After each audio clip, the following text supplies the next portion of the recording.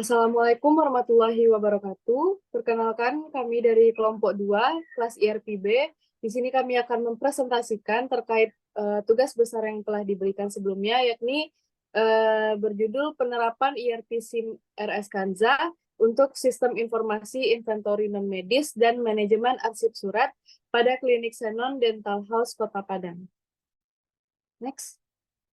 Nah, adapun anggota dari kelompok 2, yang pertama ada Raisa Irsyalina, kemudian ada Desrilia Putri Utami, kemudian ada Pawal Atakosi, dan yang terakhir saya sendiri sebagai moderator, yakni Sivila Reisha Razadi Stefani.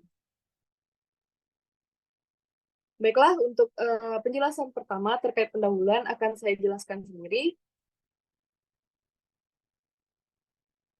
Yang mana yang pertama itu adalah latar belakang. Nah, di sini banyaknya perusahaan itu menggunakan teknologi informasi guna membantu bisnis mereka dalam bersaing dan membantu perusahaan dalam mengambil keputusan. Senon Dental House ini merupakan sebuah klinik gigi dan distributor alat kedokteran gigi yang berada di Kota Padang. Nah, dalam menjalankan proses bisnisnya, klinik Senon ini belum menerapkan proses yang terkomputerisasi untuk pengelolaan inventory non-medis dan manajemen arsip surat. Di sini kita perlu menerapkan teknologi informasi Enterprise Resource Planning atau yang disebut dengan ERP. Nah, ERP SIM RS Kanza ini merupakan suatu aplikasi dalam bidang Enterprise Resource Planning atau ERP yang dipilih guna diimplementasikan pada klinik Senon Dental House. Nah, ERP SIM RS Kanza ini merupakan aplikasi berbasis open source untuk rumah sakit atau klinik kesehatan dan memiliki fitur yang sangat lengkap. Nah, di sini terdapat rumusan masalah serta batasan masalahnya. Yang pertama yakni kita cara menerapkan perangkat lunak ERP SIM RS Kanza untuk pengelolaan inventory non-medis dan manajemen arsip surat pada klinik Senon Dental House. Kemudian, kostumisasi ERP SIM RS Kanza itu menggunakan modul transaksi inventory barang non-medis dan manajemen dari data pada bulan Februari 2023. Next. Adapun tujuan dan manfaatnya, yakni di sini tujuannya untuk memahami proses bisnis yang sedang berjalan, menerapkan enterprise resource planning, dan membandingkan efektivitas serta efisiensi pada sistem. Dan di sini manfaatnya sebagai bahan perbandingan antara sistem yang masih manual dengan sistem yang telah terkomputerisasi dengan enterprise resource planning. Nah, kita masuk ke analisis proses bisnis perusahaan yang akan dijelaskan oleh teman saya, Dela. Pada Dela, dipersilakan. Baiklah, terima kasih kepada moderator. Selanjutnya, analisis proses bisnis perusahaan. Jadi, untuk nama perusahaan ini sendiri yaitu Senon Dental House, yang berdiri pada tanggal 12 Juni 2016 dan beralamat di Jalan Palembang nomor 14, Ulak Karang Selatan, Kecamatan Padang Utara, Kota Padang, Sumatera Barat. Jenis perusahaannya yaitu klinik gigi dan distributor alat kedokteran gigi. Untuk jumlah karyawan sekarang ada 30 orang dengan produk hasil berupa alat kedokteran gigi dan layanan laboratorium khusus untuk bagian dental. Berikut adalah struktur dari organisasi dari Senon Dental House yang dikepalai oleh direktur utama. Kemudian direktur utama ini membawahi direktur operasional. Dan direktur operasional ini membawahi para manajer, ada manajer penjualan, manajer logistik, manajer pemasaran, manajer departemen medis, tim administrasi, dan tim layanan pelanggan. Selanjutnya adalah proses bisnis yang sedang berjalan pada inventory non-medis. Yang pertama itu karyawan mengecek jumlah stok barang yang tersedia, apakah cukup. Jika cukup, proses selesai, namun jika tidak, karyawan membuat pesanan pembelian kepada supplier. Setelah menunggu pesanan, kemudian barang diterima dari supplier. Karyawan akan memeriksa barang sesuai pesanan. Jika barang sesuai, maka akan dilakukan pembayaran dan penyusunan barang dan proses selesai. Namun jika tidak sesuai, maka akan dilakukan konfirmasi pesanan ke supplier. Setelah itu akan diterima barang lagi dan akan diperiksa lagi, kemudian dilakukan pembayaran dan penyusunan barang dan proses selesai. Selanjutnya, proses bisnis yang sedang berjalan pada manajemen arsip surat. Dimulai dengan petugas administrasi menerima dan mencatat surat yang masuk. Kemudian, petugas administrasi akan menyimpan surat sesuai dengan kategori surat dan melakukan pemeliharaan arsip secara berkala. Jikalau nanti ada permintaan pengambilan surat, akan dilakukan pemberian surat dengan mencatat tanggal pengambilan surat dan proses selesai. Namun jika tidak ada, proses akan diselesaikan begitu saja. Selanjutnya, proses bisnis yang diusulkan pada inventory non-medis. Di sini terdapat dua aktor, yaitu admin gudang dan supplier. Dimulai dengan admin gudang membuka menu transaksi inventory barang non-medis. Admin gudang akan melihat data barang non-medis. Kemudian akan dilihat apakah perlu pengadaan. Jika tidak, proses akan selesai. Namun jika diperlukan, admin gudang akan menginputkan permintaan barang non-medis ke dalam form permintaan barang non-medis. Data ini nantinya akan disimpan ke dalam database. Setelah selesai, nanti admin gudang akan menginputkan pengajuan barang non-medis di form pengajuan barang non-medis. Data juga akan disimpan ke dalam database. Selanjutnya, admin gudang menginputkan pemesanan barang non-medis dan data disimpan ke dalam database. Dan setelah itu, admin gudang menginputkan pengadaan barang non-medis. Penginputan barang non-medis ini nanti akan menghasilkan faktur pengadaan. Dan data-data dari pengadaan barang non-medis ini nanti akan diserahkan ke supplier untuk dilakukan pengadaan.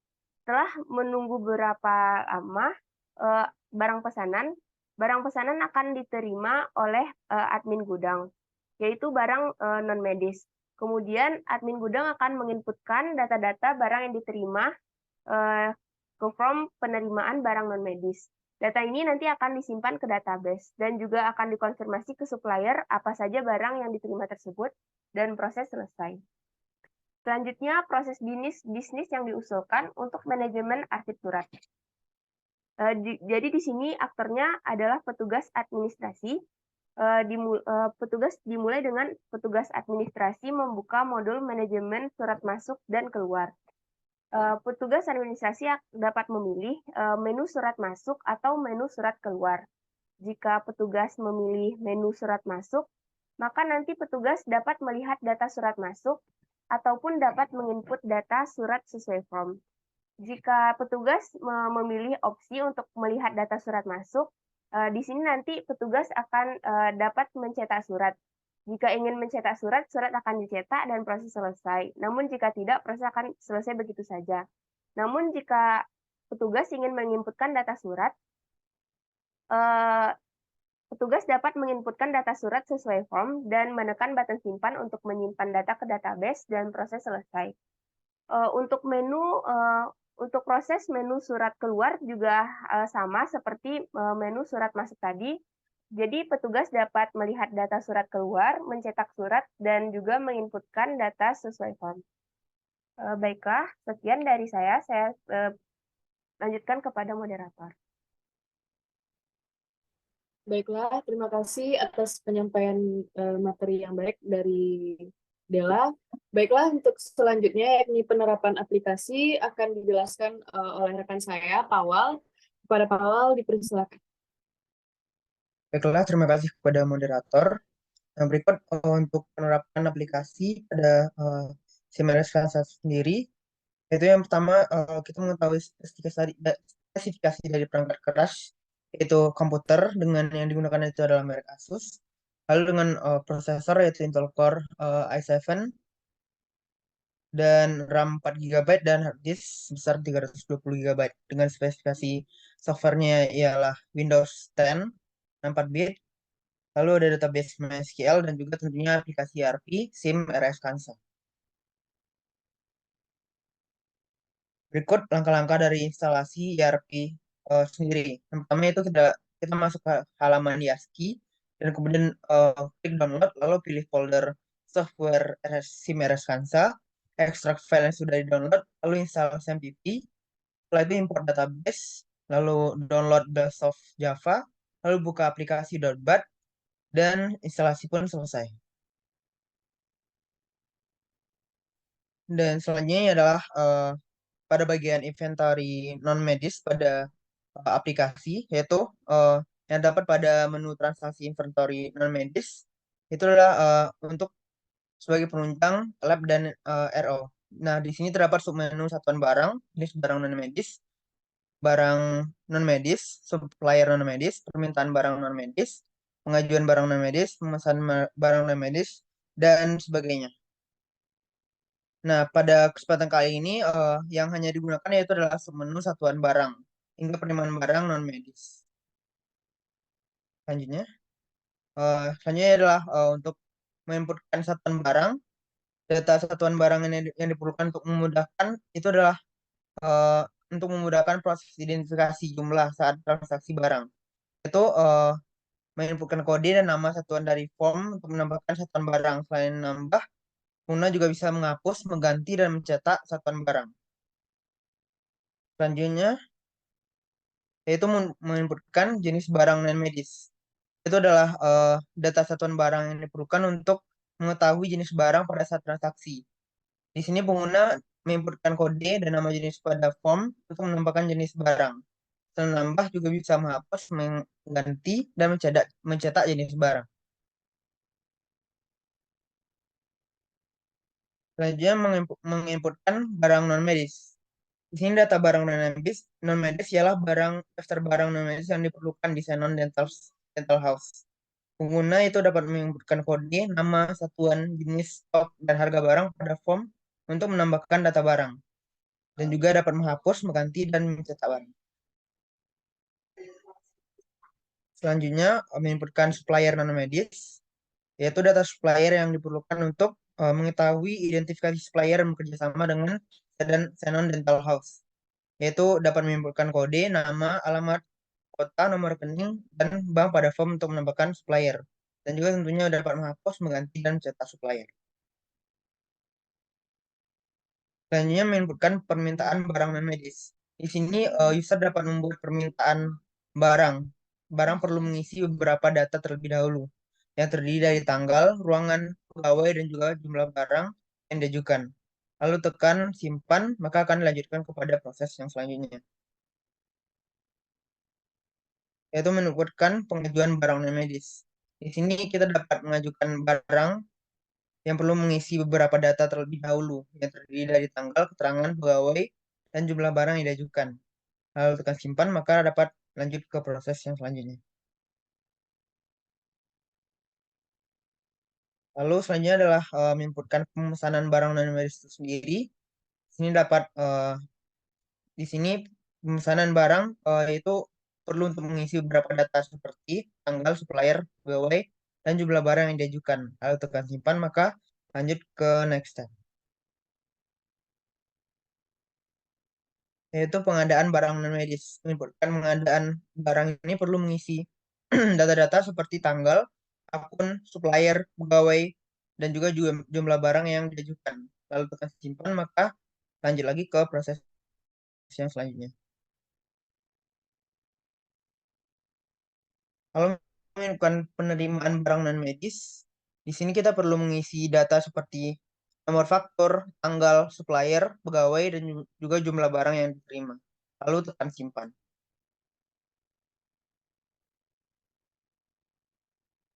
Berikut adalah manajemen untuk arsip surat.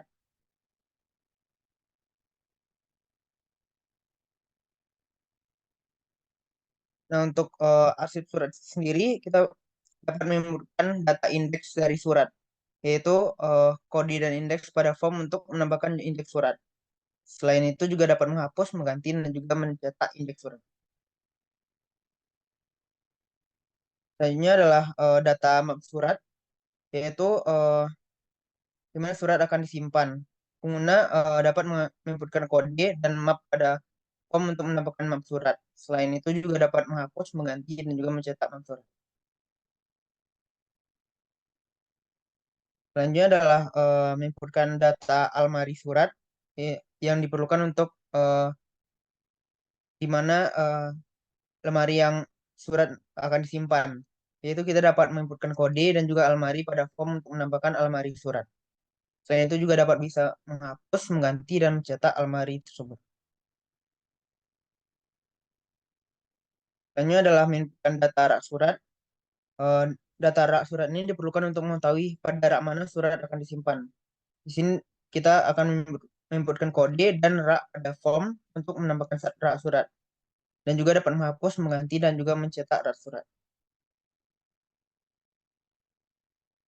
Selanjutnya adalah ruang surat, yaitu data ruang surat diperlukan untuk mengetahui pada ruang mana surat akan disimpan. User dapat menyiapkan kode dan ruang pada form untuk menambahkan ruang surat. Selain itu juga dapat menghapus, mengganti, dan juga mencetak ruang surat. Berikutnya adalah klasifikasi dari surat, yaitu data klasifikasi ini diperlukan untuk mengkategorikan jenis surat yang akan disimpan. Di sini kita dapat menginputkan kode dan klasifikasi surat dan juga menambahkan untuk menambahkan klasifikasi surat dan juga dapat menghapus, mengganti, dan mencetak klasifikasi surat. Selanjutnya adalah menginputkan status surat, yaitu untuk mengetahui status surat akan disimpan, yang akan disimpan. Di sini ada kode dan juga status pada form surat. Dan itu tentunya bisa dapat menghapus, mengganti, dan juga mencetak status surat. Berikutnya adalah menginputkan sifat surat. Sifat surat ini diperlukan untuk mengetahui jenis sifat surat yang akan disimpan. Yaitu kita dapat menginputkan kode dan juga sifat pada form untuk menambahkan sifat surat. Selain itu juga dapat menghapus, mengganti, dan mencetak sifat surat tersebut. Lalu ada status balas surat. Ini kita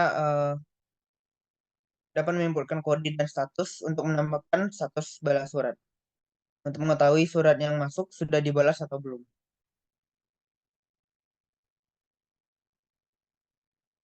Selanjutnya adalah menginputkan surat masuk, yaitu user dapat memilih input data pada header.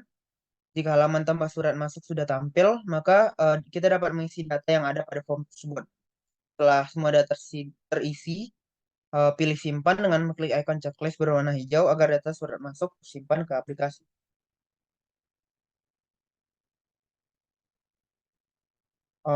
Berikutnya adalah menginputkan surat keluar. Untuk menampilkan halaman input surat keluar, kita dapat memilih input data pada header. Nah, jika halaman tambah surat sudah tampil, maka kita dapat mengisi data pada form tersebut. Setelah semua data terisi, pilih simpan dengan klik icon checklist berwarna hijau agar data surat keluar sesimpan ke aplikasi.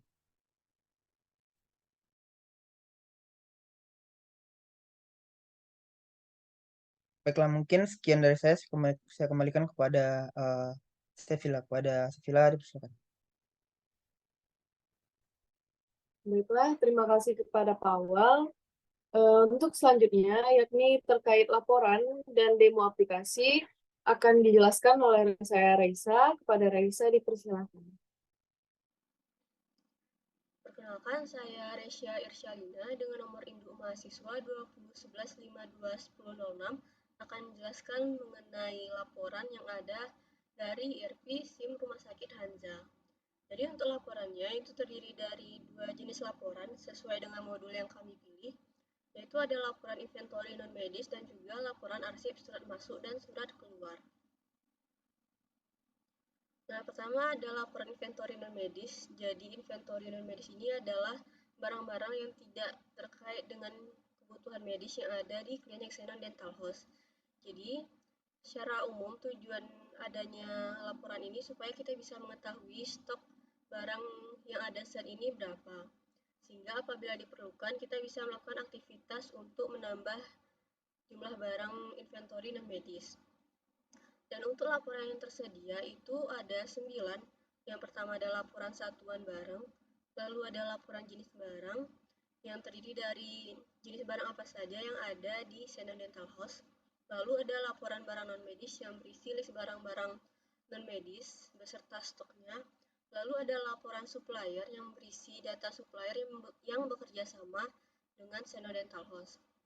Lalu, laporan ringkasan permintaan, pengajuan, pemesanan, pengadaan dan penerimaan itu adalah serangkaian alur aktivitas yang dilakukan apabila kita ingin menambah jumlah inventory. Jadi, Apabila selama ini penambahan inventory itu hanya dilakukan langsung untuk permintaan, maka sekarang dilakukan secara sistematis.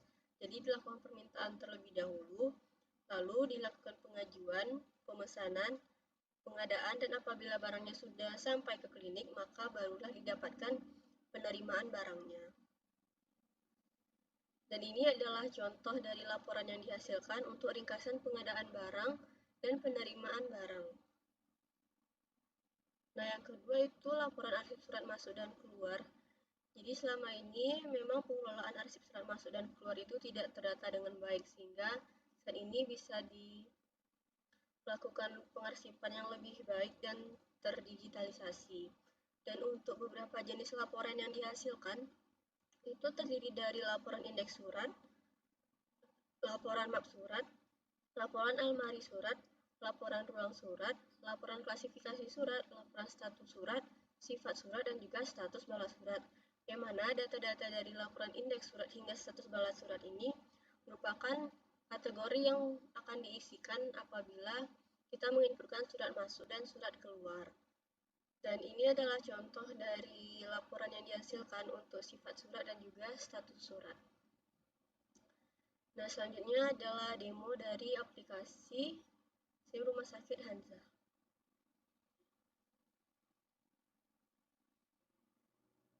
Selanjutnya, Resya akan mendemokan penggunaan dari ERP SIM Rumah Sakit Hanza. Nah, pertama kita perlu login terlebih dahulu dengan menginputkan ID admin dan juga password yang ada.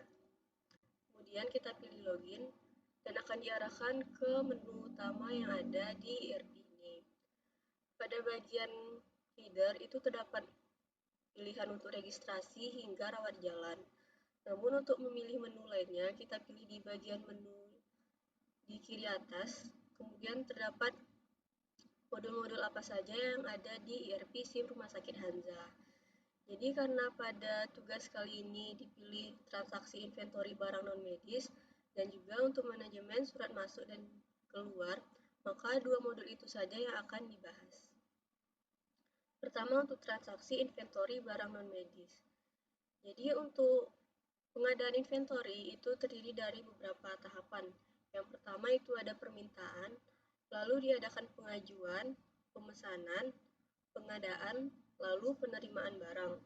Namun sebelum itu kita perlu menginputkan data lainnya terlebih dahulu, seperti data satuan barang, jenis barang non-medis, dan juga supplier non-medis.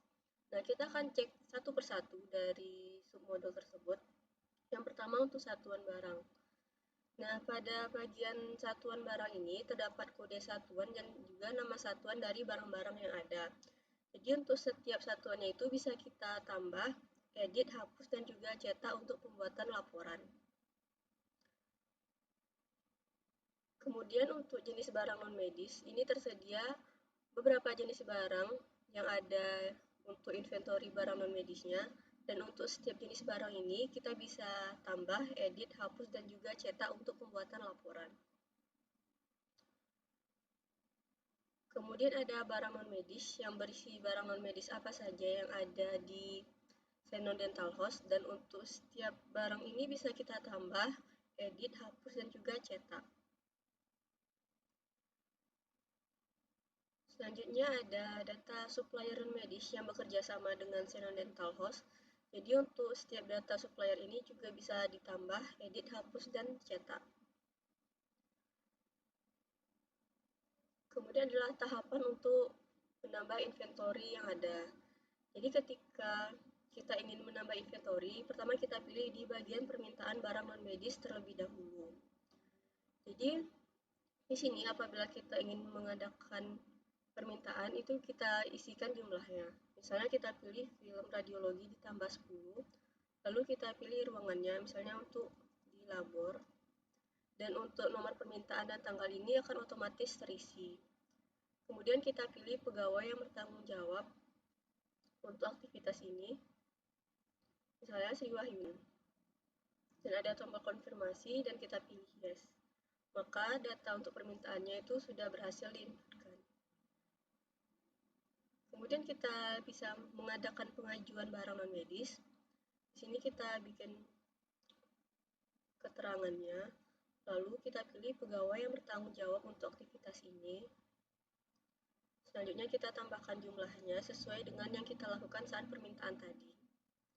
Dan pilih simpan. Nah, setelah pengajuan pengadaan berhasil dilakukan, kita lanjut ke tahap selanjutnya untuk pemesanan barang. Nah, jadi pertama kita pilih dulu untuk supplier yang dipilih pada aktivitas ini. Setelah itu kita inputkan pegawai yang bertanggung jawab untuk aktivitasnya. Lalu kita buat jumlah dari barang yang ingin dipesan. Dan kita tekan simpan. Dan untuk pemesanan pun berhasil dilakukan. Selanjutnya kita pilih pengadaan barang non-medis. Sini kita memilih akun buyer bank yang ingin dipilih, lalu kita pilih supplier dan petugas yang bertanggung jawab untuk aktivitas pengadaan barang ini. Kemudian kita inputkan jumlah barang dan kita pilih simpan. Nah, maka untuk pengadaan barang pun selesai dan kita masuk ke tahapan terakhir, itu untuk penerimaan barang non-medis. Jadi di sini kita cek untuk penerimaan barang non-medis yang sudah dipesan.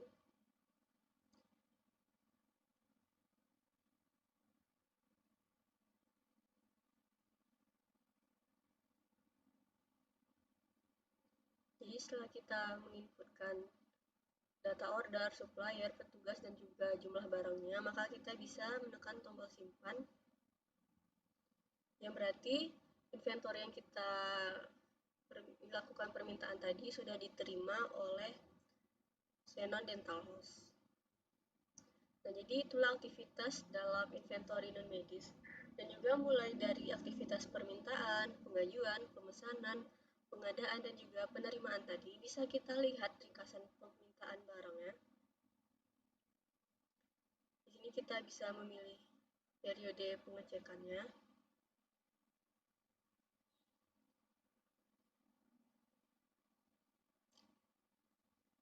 Dan bisa dilihat bahwa untuk barang yang dilakukan permintaan itu adalah film radiologi sebanyak 30 item. Nah, kemudian untuk ringkasan pengajuan non-medis juga bisa dilihat di sini. Jadi bisa kita ketahui barang apa saja yang diajukan pengadaannya selama periode tertentu. Kemudian untuk ringkasan pemesanan non-medis juga sama datanya. Lalu untuk ringkasan pengadaan medis. Dan terakhir itu ada ringkasan penerimaan non-medis. Nah, jadi sekianlah untuk aktivitas yang bisa kita lakukan pada modul transaksi inventory barang non-medis ini. Kemudian untuk laporan yang ada di modul transaksi inventory barang non-medis ini, tersedia berbagai jenis laporan, mulai dari laporan satuan barang, jenis barang non-medis, supplier non-medis, lalu ringkasan permintaan barang non-medis, ringkasan pengajuan non-medis, ringkasan pemesanan non-medis, ringkasan pengadaan non-medis, dan juga ringkasan penerimaan non-medis. Jadi untuk memilih laporan dari submodul tersebut, kita bisa pilih bagian submodulnya, lalu dipilih bagian cetak yang ada di bawah sini. Lalu akan diperlihatkanlah laporan yang dihasilkan dari submodul tersebut. Kemudian jika kita ingin memilih di bagian ringkasan permintaan, itu juga kita bisa pilih di bagian cetak dan akan diperlihatkan apa saja laporan permintaan barang yang ada. Nah, sekian penjelasan mengenai modul inventory non-medis. Nah, selanjutnya kita akan bahas mengenai modul manajemen surat masuk dan keluar. Jadi aktivitas utama yang ada di modul ini memang mendata surat masuk dan surat keluar yang ada di klinik Xenon Dental House. Namun sebelum kita bisa mengisi surat masuk dan keluar, kita perlu mengisikan data-data lainnya seperti indeks surat, map surat, almari surat, rak surat, ruang surat, klasifikasi surat, status surat, sifat surat, dan juga status balas surat. Nah, yang pertama itu untuk indeks surat. Di sini kita isikan kode dan juga indeksnya, sehingga kita tahu indeks surat dari surat masuk dan keluar itu. Lalu kita pilih map surat untuk menentukan di map manakah surat tersebut akan disimpan. Dan di sini kita sudah tambahkan kode dan juga map untuk suratnya. Kemudian itu ada almari surat sebagai tempat penyimpanan dari surat yang ada. Di sini terdapat data untuk kode dan juga nama almarinya. Kemudian ada rak surat sebagai pendataan detail dari almari surat tersebut. Dan di sini ada kode dan juga raknya. Kemudian ada ruang surat. Jadi untuk ruang surat yang ada saat ini di klinik itu memang hanya satu di ruang administrasi.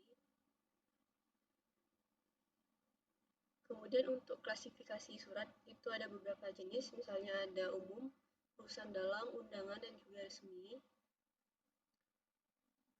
Kemudian ada status surat, baik itu surat yang belum diproses, surat yang diarsipkan, hilang, rusak, ataupun sedang diproses. Kemudian ada sifat surat yang terdiri dari sifatnya rahasia, pribadi, dan umum.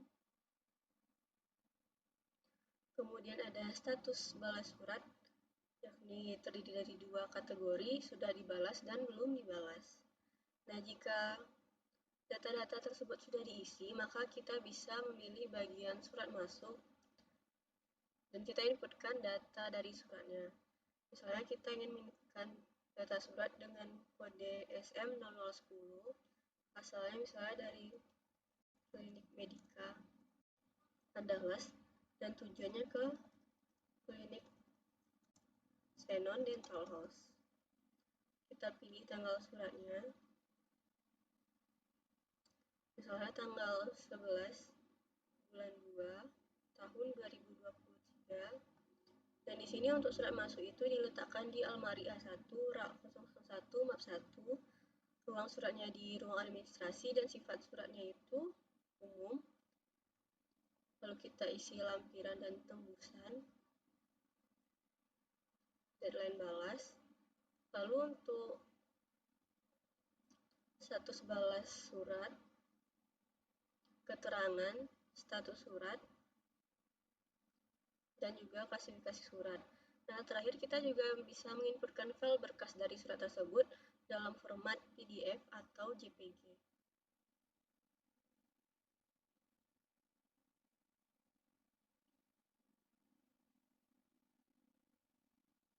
Nah, setelah kita tambahkan datanya, maka kita bisa tekan simpan dan datanya pun akan tersimpan di data surat. Nah, untuk melihat surat itu bisa kita pilih berdasarkan periodenya. Di sini kita pilih pada bulan Februari, karena memang data yang diinputkan itu data pada bulan Februari. Dan setelah ditekan tanda checklist ini, maka akan terlihat data surat yang ada masuk di Xenon Dental House. Jadi memang pada aktivitas penginputan surat masuk ini tidak ada pilihan untuk pengeditan, jadi memang diperlukan ketelitian dari administrator ketika menginputkan data. Nah, untuk aktivitas yang hanya bisa dilakukan itu hapus dan juga melihat berkasnya. Jadi di sini kita misalkan untuk melihat berkas pada nomor surat SM001, maka akan diarahkan ke bagian surat yang sudah di-upload. Nah, begitu untuk surat masuk. Lalu kita lanjut ke bagian surat keluar.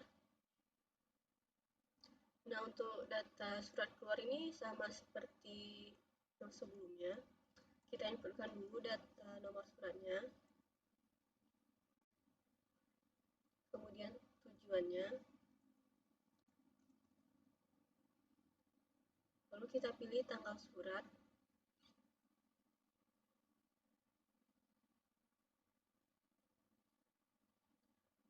perihal. Lalu untuk almari surat keluar ini berada di almari A2, rak 1, map 1.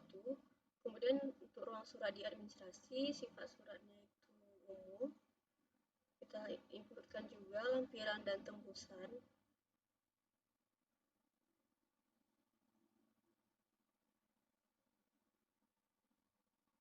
dan data status balas, keterangan, status surat, dan klasifikasi surat. Terakhir kita upload berkasnya.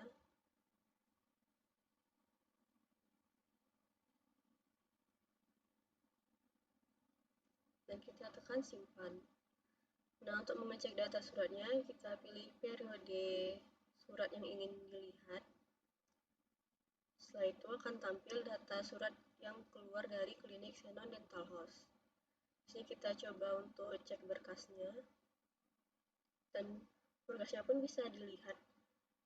Sehingga untuk melihat data surat masuk dan keluar tidak perlu lagi dilihat dari hard copy-nya.